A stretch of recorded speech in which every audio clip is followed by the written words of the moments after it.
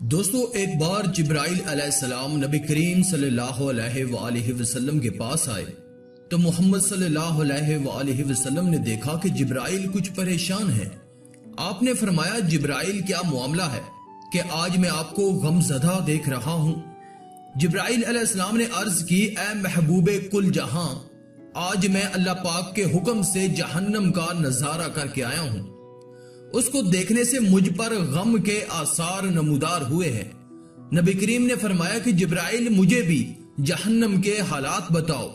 جبرائیل نے عرض کی جہنم کے کل 7 درجے ہیں، ان میں سے سب سے نچلے والے درجے میں اللہ اس میں منافقوں کو رکھے گا، اس سے اوپر والے 6 درجے میں اللہ پاک مشرک لوگوں کو ڈالیں گے، اس سے اوپر 5ویں درجے میں اللہ سورج اور چاند کی پرستش کرنے والوں کو ڈالیں گے، 4تھے درجے میں اللہ پاک آتش پرست لوگوں کو ڈالیں گے، 3رے درجے میں اللہ پاک یہود کو ڈالیں گے اور 2 درجے میں اللہ پاک عیسائیوں کو ڈالیں گے۔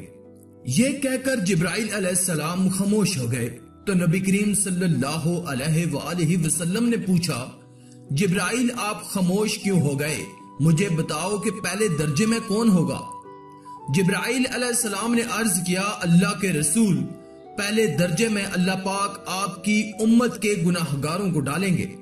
جب نبی کریم نے یہ سنا کہ میری امت کو بھی جہنم میں ڈالا جائے گا تو آپ بے حد غمگین ہوئے اور آپ نے اللہ کے حضور دعائیں کرنا شروع کی۔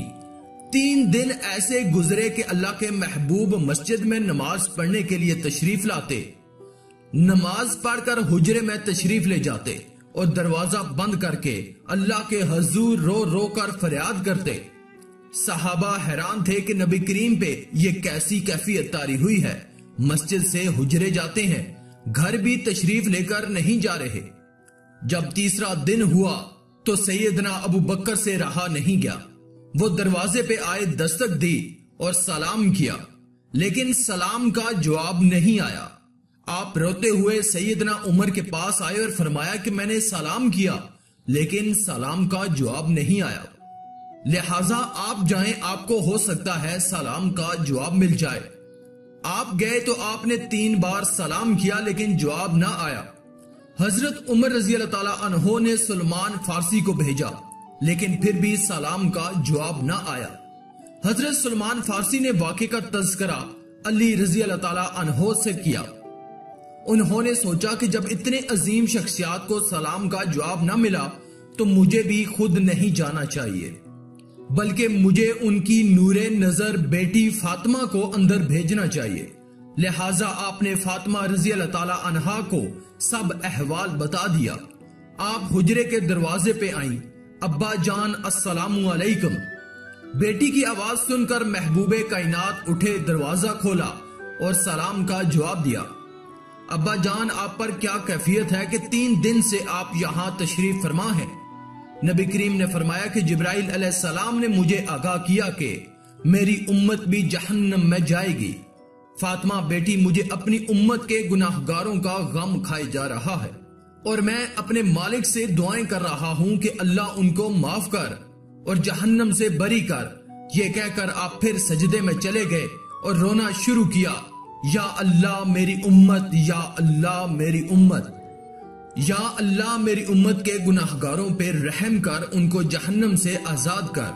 اتنے میں حکم آ گیا اے میرے محبوب غم نہ کر، میں تم کو اتنا عطا کروں گا کہ آپ راضی ہو جائیں گے۔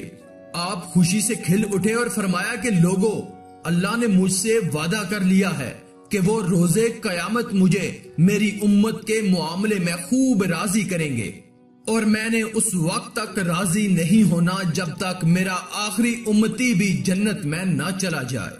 تو دوستو آج کی اس خوبصورت ویڈیو میں تھا بس اتنا ہی۔ مزید ایسی ہی انفارمیٹیو ویڈیوز کے لیے آپ ہمارے چینل اللہ کی قدرت کو سبسکرائب کر دیں اور ساتھ میں موجود گھنٹی کو بھی دبا دیں تاکہ آنے والی تمام لیٹسٹ ویڈیوز کی اپڈیٹ آپ کو ملتی رہیں۔ شکریہ۔